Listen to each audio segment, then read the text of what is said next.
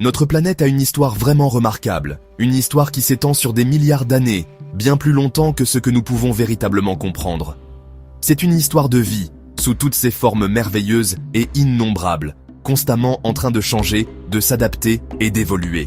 Du plus petit microbe à la plus grande baleine, chaque créature fait partie de cette grande tapisserie interconnectée. Pourtant, cette histoire n'est pas celle d'un progrès stable et ininterrompu. Elle est ponctuée de chapitres dramatiques, souvent violents, où le récit de la vie est presque entièrement réécrit. Ces moments sont connus sous le nom d'extinction de masse, et ils représentent les crises les plus profondes que notre monde vivant ait jamais connues, des épisodes de perte immense et rapide de la biodiversité à l'échelle mondiale. Alors, qu'entendons-nous exactement par extinction de masse ? Il ne s'agit pas simplement de la disparition d'une seule espèce, comme le dodo ou le pigeon migrateur, aussi tragique que soient ces pertes. Au lieu de cela, un événement d'extinction de masse est une catastrophe d'un tout autre niveau. Les scientifiques le définissent comme une période au cours de laquelle au moins les 3/4 de toutes les espèces sur Terre disparaissent en une période géologiquement courte, ce qui peut encore représenter quelques millions d'années. C'est un bouton de réinitialisation dévastateur pour les écosystèmes de la planète. Imaginez une bibliothèque où, du jour au lendemain, plus de 75% des livres se transforment soudainement en poussière, ne laissant derrière eux que quelques volumes éparpillés à partir desquels reconstruire toute la littérature. Lorsqu'un tel événement catastrophique se produit, la toile complexe de la vie est déchirée. Les règles de survie sont brusquement et complètement modifiées. Les créatures parfaitement adaptées à leur environnement, les prédateurs dominants et les herbivores les plus prospères se retrouvent soudainement dans un monde qu'elles ne reconnaissent plus. Les océans peuvent devenir acides, l'atmosphère peut se remplir de poussière bloquant le soleil, ou les températures peuvent atteindre des extrêmes mortels. Dans ces nouvelles conditions hostiles, les anciens maîtres de la planète faiblissent et tombent, laissant la place à de nouvelles formes de vie pour finalement émerger de l'ombre et hériter de la Terre. Comprendre ces calamités anciennes n'est pas seulement un exercice académique, c'est une partie vitale de la compréhension de notre propre monde aujourd'hui. Les roches sous nos pieds conservent les traces de ces disparitions, comme un grand livre d'histoire silencieux. En étudiant le registre fossile, les géologues et les paléontologues peuvent reconstituer les histoires de ces mondes perdus. Ils peuvent identifier quelles espèces ont disparu et lesquelles ont survécu. Et ils peuvent chercher des indices qui nous disent ce qui a causé une telle dévastation généralisée.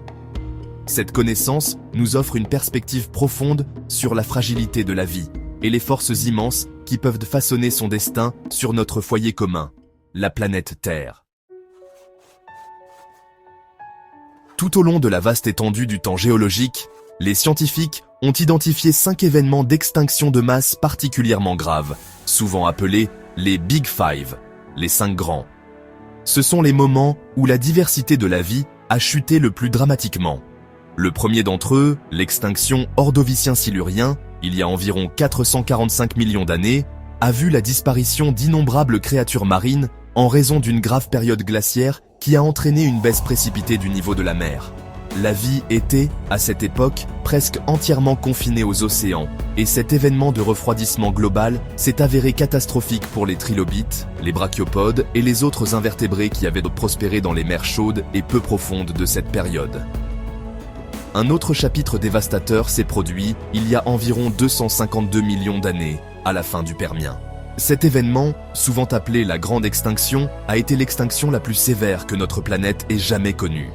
C'est une pensée vraiment stupéfiante, mais on estime que plus de 95% de toutes les espèces marines et 70% des espèces de vertébrés terrestres ont été anéanties. Le monde est resté un désert désolé, dominé par les champignons pendant un certain temps.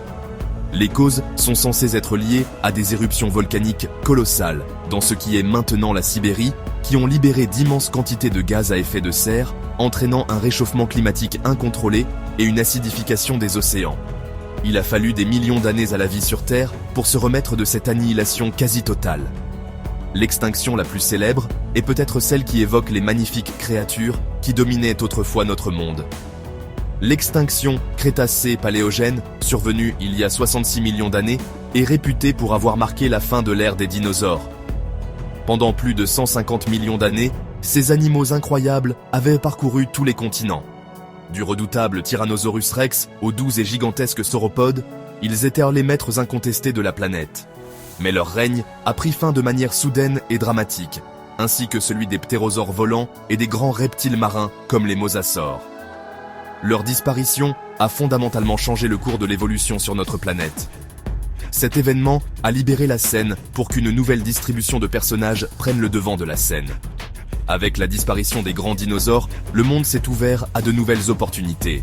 Les petits mammifères, ressemblant à des musaraignes, qui avaient vécu dans l'ombre des dinosaures pendant des millions d'années, faisaient partie des survivants. Au lendemain de l'extinction, ils ont commencé à se diversifier, évoluant vers l'incroyable éventail de mammifères que nous voyons aujourd'hui. Des chauves-souris qui volent la nuit aux grandes baleines qui nagent dans nos océans. En un sens très réel, la fin des dinosaures fut le début de notre propre histoire. Un rappel frappant que d'une grande perte, une nouvelle vie peut finalement émerger et prospérer. Quel genre de puissance immense pourrait causer une destruction aussi étendue et mettre fin à des aires géologiques entières? Les coupables de ces extinctions de masse sont des forces d'une échelle presque inimaginable. Pour l'événement qui a mis fin au règne des dinosaures, le principal suspect est un visiteur extraterrestre. Les scientifiques ont trouvé des preuves convaincantes qu'un astéroïde massif, estimé à environ 10 km de diamètre, a percuté la Terre dans la région de ce qui est aujourd'hui la péninsule du Yucatan au Mexique. L'impact aurait été plus puissant que des milliards de bombes atomiques, déclenchant des tremblements de terre mondiaux, des tsunamis colossaux, et envoyant un nuage de poussière et de cendres surchauffées dans l'atmosphère. Ces débris atmosphériques auraient enveloppé la planète dans l'obscurité, bloquant les rayons du soleil pendant des mois, voire des années. Cela aurait provoqué un effondrement catastrophique de la chaîne alimentaire, à commencer par les plantes qui dépendent de la lumière du soleil pour la photosynthèse. Sans plantes pour se nourrir, les herbivores auraient péri de faim, et sans herbivores, les carnivores auraient rapidement suivi. Ce fut une fin rapide et brutale, un hiver global, que peu de grands animaux purent survivre. La preuve de cet impact se trouve dans une fine couche d'argile riche en iridium, un élément rare sur Terre, mais courant dans les astéroïdes, que l'on peut trouver dans les couches rocheuses du monde entier, datant précisément d'il y a 66 millions d'années. Cependant, les astéroïdes ne sont pas les seuls agents de la catastrophe mondiale. Comme nous l'avons vu avec la grande extinction, une activité volcanique immense et prolongée peut être tout aussi mortelle, sinon plus. Les éruptions massives de basalte de Trapp, où la lave s'écoule de fissures géantes dans la croûte terrestre pendant des centaines de milliers d'années, peuvent couvrir de vastes étendues de terre. Plus importante encore, elles libèrent des quantités stupéfiantes de dioxyde de carbone, de méthane et de dioxyde de soufre dans l'atmosphère. Cela entraîne un changement climatique extrême, avec des températures en flèche, des pluies acides qui empoisonnent la terre et l'eau, et des océans qui s'appauvrissent en oxygène, asphyxiant la vie qu'ils contiennent. C'est une voie plus lente et plus insidieuse vers l'extinction. Aujourd'hui, une nouvelle force est apparue, capable de modifier la planète à l'échelle mondiale. L'humanité. Nos activités, de la combustion des combustibles fossiles au défrichage des forêts et à la pollution de nos océans, entraînent des changements à un rythme sans précédent. Nous libérons des gaz à effet de serre dans l'atmosphère bien plus rapidement que les volcans du Permien, provoquant le réchauffement de notre climat. Nous modifions les habitats et poussons les espèces à l'extinction à un rythme estimé à des centaines, voire des milliers de fois, supérieur au taux naturel de fond. De nombreux scientifiques pensent aujourd'hui que nous sommes au milieu de la 6e extinction de masse de la planète, une extinction dont nous sommes la cause principale. L'étude de ces anciens cataclysmes est profondément importante, car elle nous fournit un contexte crucial pour les changements que nous observons aujourd'hui. Le registre fossile sert de mise en garde. Il nous montre que la vie est résiliente, mais pas infiniment. Il démontre que le climat et les écosystèmes de la Terre peuvent être poussés au-delà d'un point de basculement, entraînant un effondrement à la fois rapide et irréversible à l'échelle humaine. Les histoires des extinctions passées ne sont pas seulement des contes de dinosaures et de trilobites. Ce sont des récits édifiants sur les systèmes planétaires qui nous soutiennent. Ils nous enseignent que la stabilité de notre monde n'est pas garantie et que nous la modifions à nos risques et périls. Le monde naturel est un système incroyablement complexe et interconnecté. Chaque espèce, aussi petite ou insignifiante qu'elle puisse paraître, joue un rôle.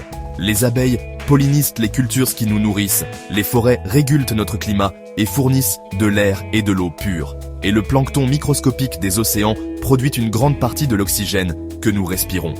Lorsque nous perdons des espèces, nous ne perdons pas seulement des créatures individuelles, nous tirons des fils de cette tapisserie complexe de la vie.